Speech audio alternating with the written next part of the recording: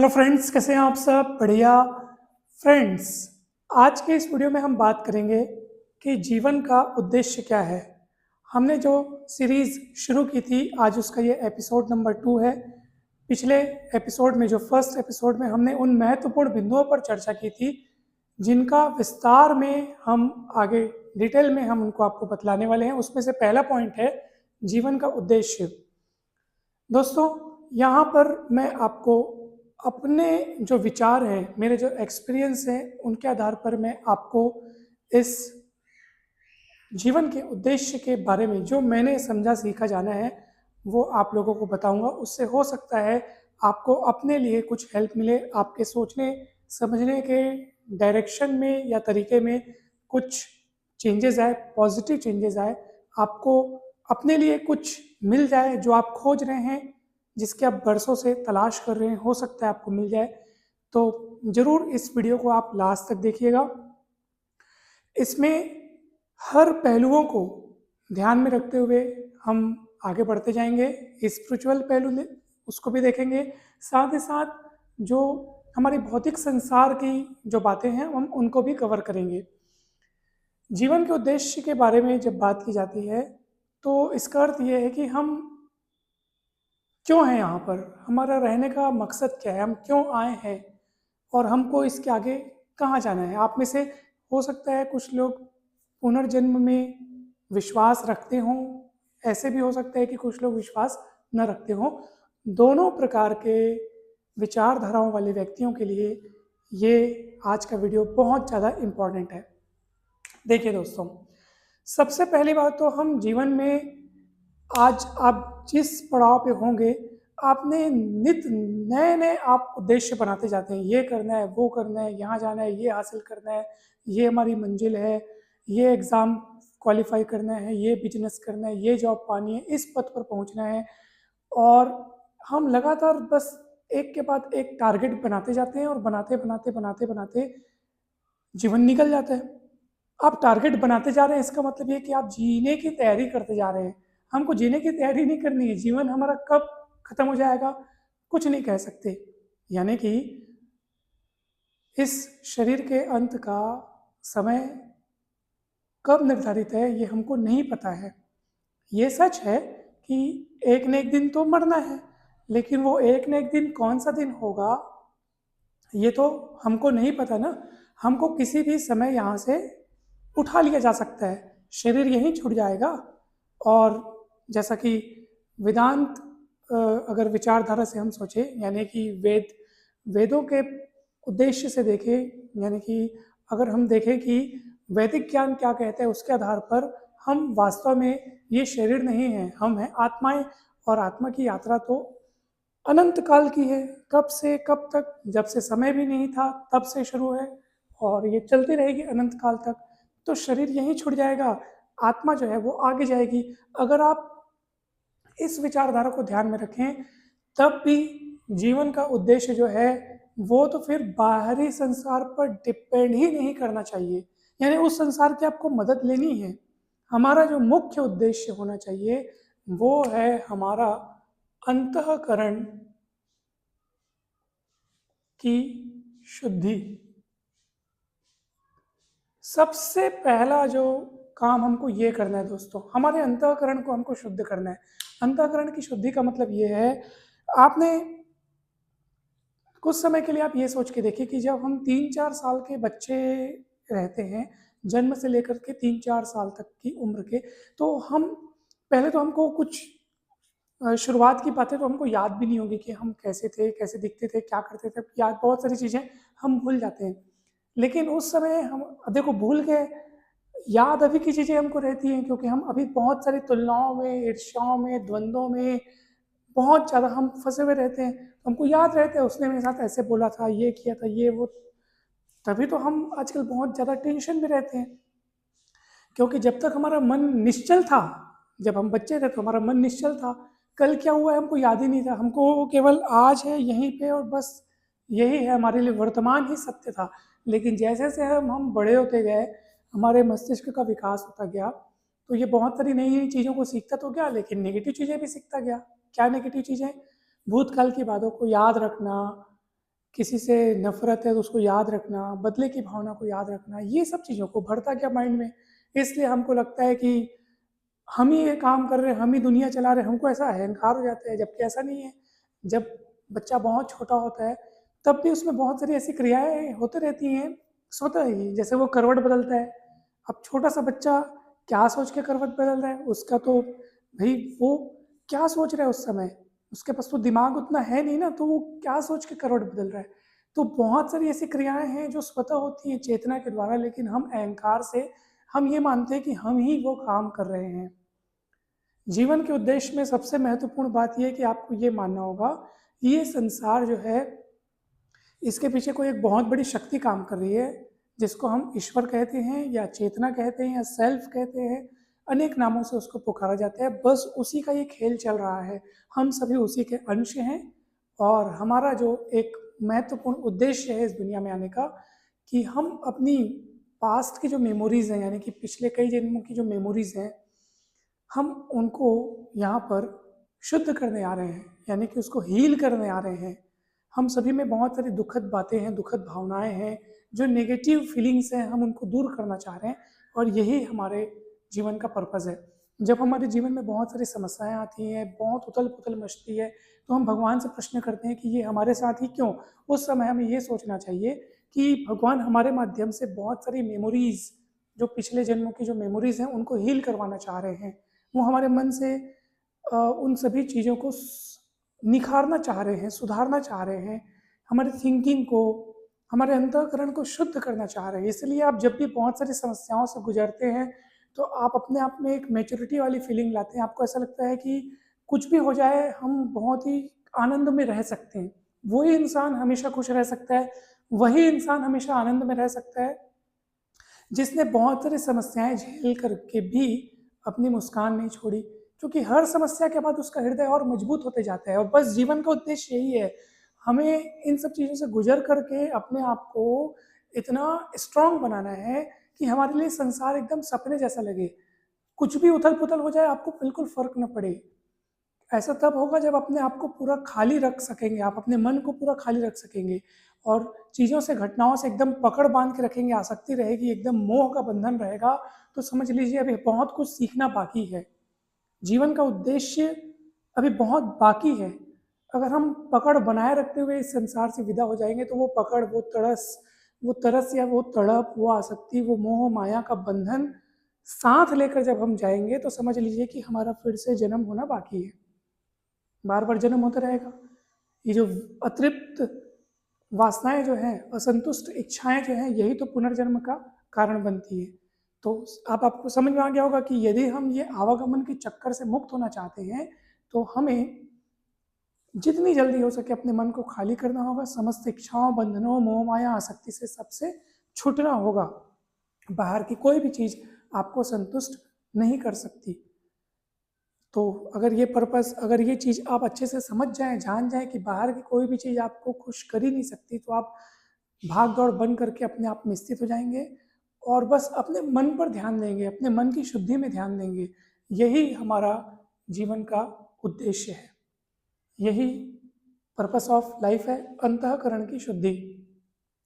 दोस्तों, कभी आपने सोचा है कि इस संसार की आयु, ये संसार में तो इतने इतने सारे ग्रह, नक्षत्र, तारे, क्या-क्या नहीं है। उनमें से एक पिंड है हमारा ये पृथ्वी। पृथ्वी भी लाखों साल पुरानी है। यहाँ यहाँ जीवन लाखों साल पुराना है। उस जीवन के क्रम में, अच्छा, लाखों साल आगे तक ये चलेगा भी, उसमें हम एक छोटे से इंटरवल में, मतलब कि हमको एक छोटा-सा समय मिला है जिसमें हम इस धरती पर आए हैं। इसके पहले हम कहाँ थे? हमको नहीं पता। इसके बाद हम कहाँ होंगे? हमको नहीं पता। तो हम छोटी-सी विज़िट के लिए आए हैं। अब आप बताइए, क्या इस छोटी-सी विज़िट को हमको एकदम सिंसियर, एकदम तनावपूर्ण होकर के बिताना चाहिए, या रिलैक्स और आनंद में होकर बिताना चाहिए? हम यहाँ बटोरने में लगे रहते हैं, जानो-मानो हम सब साथ लेकर के जाएँगे। कुछ भी साथ लेकर हम जा नहीं सकते।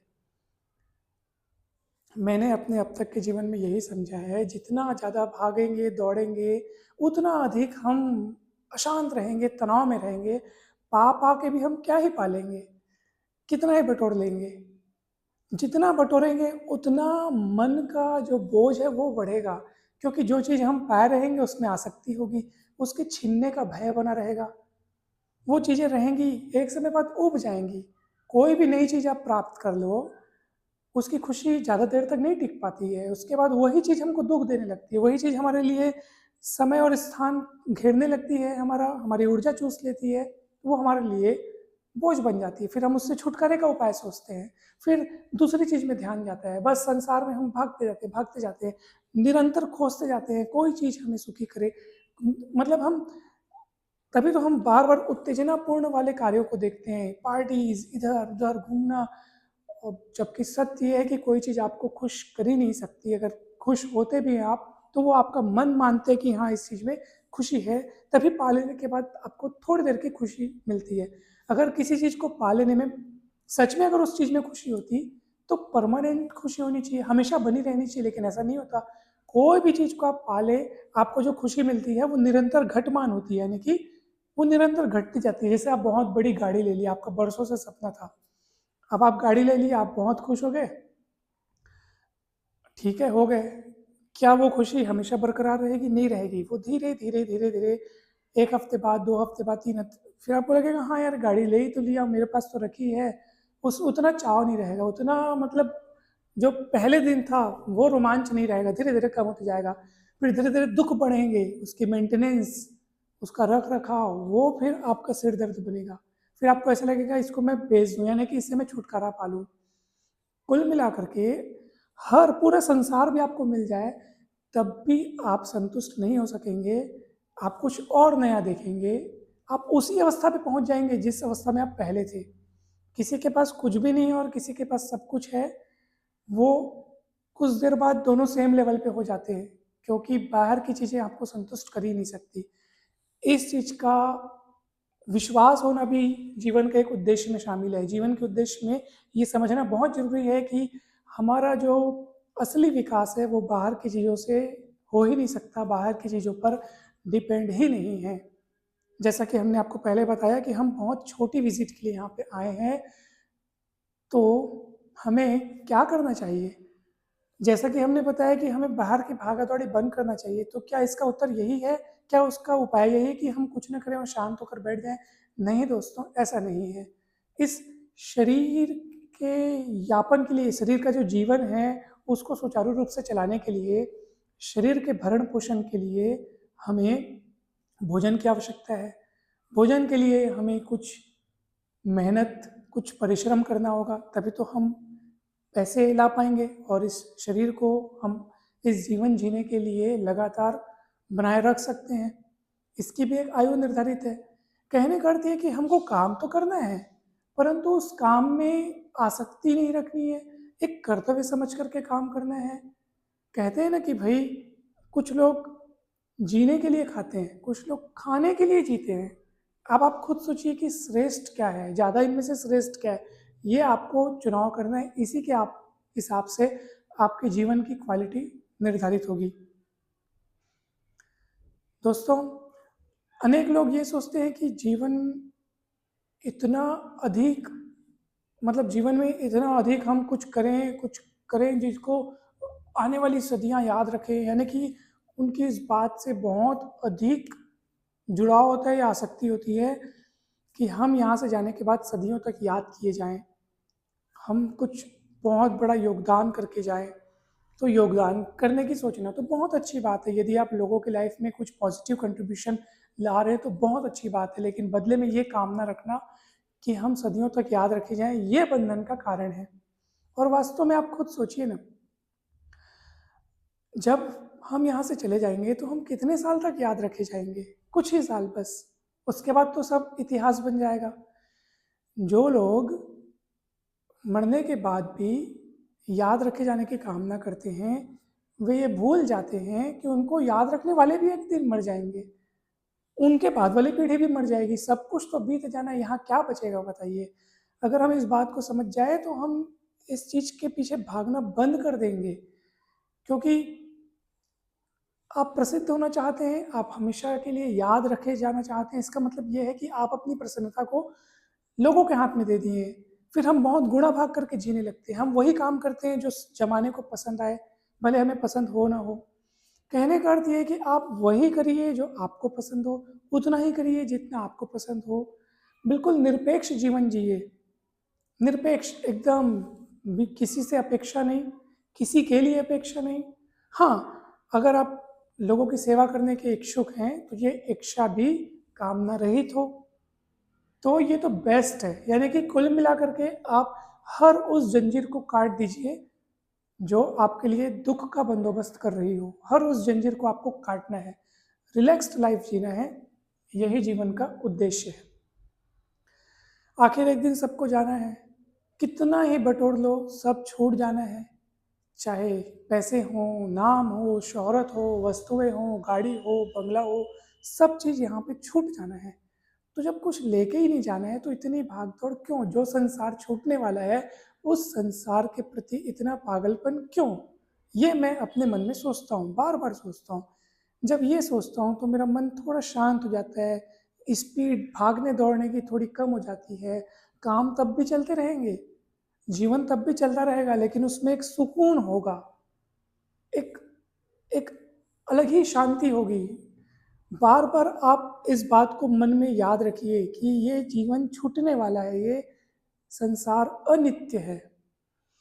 तो नित्य क्या है? तो नित्य आत्मा है, और उस आत्मा पर बहुत सारी धूल रूपी परतें जमी पड़ी है। किस बात की परतें? अहंकार की परतें, कि भाई हम एक अलग ही चीज़ है, हम बहुत अलग हैं, हमारा अपना एक वजूद है, ऐसा नहीं है। कोई तो है जो संसार में सबसे पहले था, जब कुछ नहीं था तब वही था।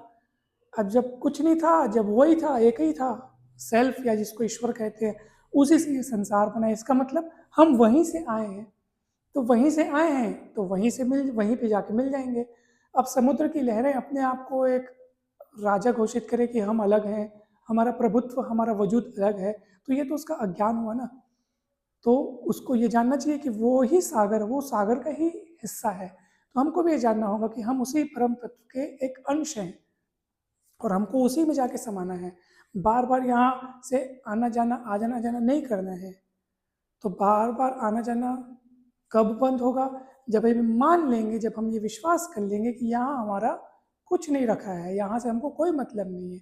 इस विश्वास को मन में धारण करके और धीरे धीरे यहाँ से रस्सियाँ अपने बंधनों की काटते जाइए। सारी वासनाएं, सारे विषय वस्तु जितने भी मन में भरे पड़े हैं, सबको धीरे धीरे काटते जाओ, ताकि वहाँ के लिए सीट कंफर्म होती जाए। कहाँ के लिए? वो परम धाम के लिए, जहाँ पहुँचने के बाद वहाँ से फिर वापसी की चिंता रहती नहीं, वापस नहीं आना पड़ेगा। यही सबसे परम उद्देश्य है, यही एकमात्र उद्देश्य है जीवन का। लोग कहते हैं कि भाई अगर आपको मुक्त होना है तो उसके लिए वैराग्य, संन्यास लेना पड़ेगा। कोई ज़रूरी नहीं है। लोग तो संन्यास लेकर के जंगलों में जाते हैं, लेकिन उनके मन में संसार भरा पड़ा रहता है, तो किस काम का? यदि आप घर गृहस्थी में रह रहे हैं और अपने काम कर रहे हैं, लेकिन मन में आपके वैराग्य है, तो समझ जाइए आप बहुत बड़ी तपस्या कर रहे हैं, मतलब आप बहुत ग्रेट जीवन जी रहे हैं। और लोग जीवन वहाँ जंगल में और पहाड़ों में जा रहे हैं, लेकिन उनके मन में वही चीज़ें बसी पड़ी हैं, घर में क्या हो रहा होगा मुझे, मतलब तमाम प्रकार की, मतलब उनके मन में यदि संसार ही भरा पड़ा है तो फिर वो कहीं चले जाए, उनका कोई फलीभूत नहीं होगा वो। तो कुल मिलाकर के सब कुछ, मतलब मायने क्या रखता है? मायने रखता है कि आपका आंतरिक आंतरिक संसार कैसा है, वो खाली है कि वो भरा है, वो खाली करना जरूरी है। भले आपके सामने कितनी वस्तुएं क्यों ना हो, ठीक है। वैराग्य लेने का मतलब ये नहीं कि आप सारी वस्तुओं को त्याग दें, फेंक दें, एकदम छोड़ दें, घर बार छोड़ छाड़ दें, ये नहीं है। आप बिल्कुल जैसा जीवन जीते हैं वैसा ही जिए, वस्तुओं का उपयोग करें, घर में रहें, काम में जाएं, जैसे लोग जीते हैं वैसे ही जिए। बस आंतरिक संसार को खाली करते रहना है, किसी से अपेक्षा नहीं, किसी से शत्रुता नहीं, किसी से प्रतिशोध की भावना नहीं। एक व्यक्ति एक संत के पास गया और अपनी समस्या लेकर के गया कि मैं इन इन व्यक्तियों से बहुत परेशान हूँ, इन लोगों ने मेरा जीना हराम कर रखा है।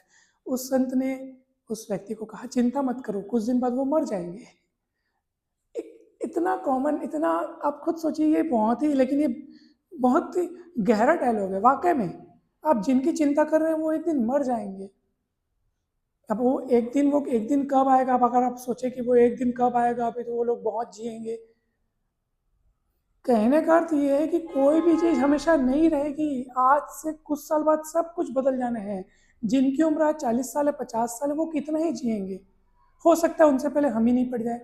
कुल मिलाकर के ये संसार हमेशा नहीं रहने वाला, तो किसी भी बात को इतना सीरियस क्यों लिया जाए। हंसते हुए जी सकते हैं। आप परेशानी को परेशानी समझना ही बंद कर दो। सामने वाले में भी ईश्वर का दर्शन करो। ये देखो कि चलो ईश्वर मेरी परीक्षा ले रहा है। मतलब अनेक सारे थॉट्स आप खुद से क्रिएट करके सारी समस्याओं को विलीन कर सकते हो। समस्या का सॉल्यूशन ही समस्या का समाधान नहीं होता। समस्या को समस्या के रूप में न देखना भी तो एक समाधान है। उसको आप विलीन कर सकते हो। मानो ही मत वो समस्या है, तो फिर आपको समस्या कभी नहीं होगी। इन सभी चीज़ों के बारे में मैं आपको आगे के और वीडियोस में बताते जाऊंगा। आज का जो हमारा टॉपिक था जीवन का उद्देश्य, वो यही है कि न तो अतीत में कुछ है, न तो भविष्य में कुछ है। अतीत का कोई अस्तित्व नहीं, उसको बिल्कुल दफना दो। भविष्य की चिंता बिल्कुल मत करो, वो किसी ने नहीं देखा है। कब क्या हो जाए कोई ठिकाना नहीं। तो इतने अनिश्चित भविष्य का क्या सोचना, क्या चिंता करना। तो जीवन केवल अब में है, अभी में है, वर्तमान में है। अभी आप ये देखो कि मुझे क्या काम करना है, मुझे ये करना है, मुझे मार्केट जाना है, सब्जी लाना है, तो बस अभी अभी के काम करो। बस जीवन इसी में है, जीवन अब में है, जीवन वर्तमान में है। दुख चिंता जितने भी नेगेटिव थॉट्स हैं वो या तो अतीत में होते हैं या तो भविष्य में होते हैं। वर्तमान में कोई दुख आपको हो ही नहीं सकता। और जीवन का असली मकसद है वर्तमान में रहना। आप वर्तमान में रहिए। अभी आप हैं, हम हैं, दुख कहाँ है? दुख है ही नहीं। क्योंकि दुख तो जब हम सोचते हैं कि ये नहीं होना था, ये फलाना ठिकाना जो भी है, तब दुख क्रिएट होता है। नहीं तो दुख नाम की कोई वस्तु होती है क्या? दुख का कोई अस्तित्व नहीं है। केवल विचार, केवल विचार है। दुख, भय, चिंता, क्रोध, ये सब केवल विचारों में बसा है। इसका असल में कोई अस्तित्व है ही नहीं। तो जब भी मन इधर उधर भटके, मन को तुरंत वर्तमान में लाइए और जीवन को देखिए, अनुभव कीजिए, पल पल अनुभव कीजिए, पल पल आनंद लीजिए। जो भी सामने आपके अनुभव आ रहे हैं उनका मज़ा लीजिए, आनंद लीजिए। और बस यही जीवन का उद्देश्य है। इस बात का अफसोस मत कीजिए कि अरे ये तो बहुत आगे निकल गया, ये सफल हो गया, मैं कुछ नहीं, यहाँ कुछ मायने ही नहीं रखता है। यहाँ कुछ भी मायने नहीं रखता है। मृत्यु के पश्चात राजा और रंक एक साथ आजू बाजू जलते रहते हैं। बताइए यहाँ कुछ मायने नहीं रखता है। आप जिनको सोच के अगर आपके मन में अफसोस हो रहा है या हीन भाव आ रहा है कि वो इतना आगे निकल गया, चाहे किसी भी मामले में हो, पैसों के मामले में, लोकप्रियता के मामले में, या कोई भी मामले में, आप जिनको देख के अपने आप को ये सोच रहे कि अरे यार मैं इतना पीछे हूँ, उतना आगे, ये केवल समय का हेर फेर है। सब कुछ एक दिन नष्ट हो जाना है, सब कुछ एक दिन परिवर्तित हो जाना है, मिट जाना है, मर जाना है, सब चीज़ खत्म हो जाएगा। कुछ भी नहीं रहने वाला यहाँ पे। कोई भी चीज़ स्थायी नहीं है। इसलिए एकदम रिलैक्स्ड हो जाइए, शांत हो जाइए और बिल्कुल एकदम आनंद के साथ जीवन जीजिए। आनंद के साथ एकदम मज़ा आ जाएगा। तो दोस्तों, मुझे उम्मीद है कि ये सारी बातें आपको बहुत हेल्पफुल लगी होंगी। आप अपने विचार बिल्कुल कमेंट में लिख करके ज़रूर बताइएगा। और आपके मन में कोई भी अगर प्रश्न हो तो बिल्कुल कमेंट में ज़रूर बताइएगा। मैं यथासंभव उस पर अपने विचार ज़रूर रखूँगा। और इस सीरीज़ में आप बने रहिए। आगे हर एक पॉइंट पर विस्तार से अपने अनुभव मैं साझा करूँगा, शेयर करूँगा। दोस्तों, आज जो हमने चर्चा की जीवन के उद्देश्य के बारे में, उसमें हमने जिसको संदर्भ बनाया, जिस चीज़ को, जैसे कि हमने शुरू में ही आपको बताया कि वैदिक नॉलेज के हिसाब से, यानी वेदों में जो कहा गया है उसके हिसाब से, कि भाई हमारी आगे की यात्रा, हम सबका पर्पस ये होना चाहिए ना कि हम आगे की यात्रा को सुखमय बनाएं। ये यात्रा हमारी परमानेंट नहीं होने वाली है। यहाँ से तो एक दिन हमको जाना है। तो हमारी हमारी व्यवस्था क्या होनी चाहिए? हमारी तैयारी आगे के लिए होनी चाहिए। अब मैंने जैसे कि आपको कहा था कि कुछ लोग ये ऐसा है जो सोचते हैं कि भैया जो है वो यही जीवन है, पुनर्जन्म का कुछ है ही नहीं। तो अगर आप इस जीवन को ही अंतिम मानते हैं, उसके बाद आप ये सोचते हैं कि इसके बाद अब कुछ रहने वाला नहीं है, तब भी अब तक बताई गई जितनी बातें इस वीडियो में वही सत्य है, मतलब आपको उसी को फॉलो करना चाहिए।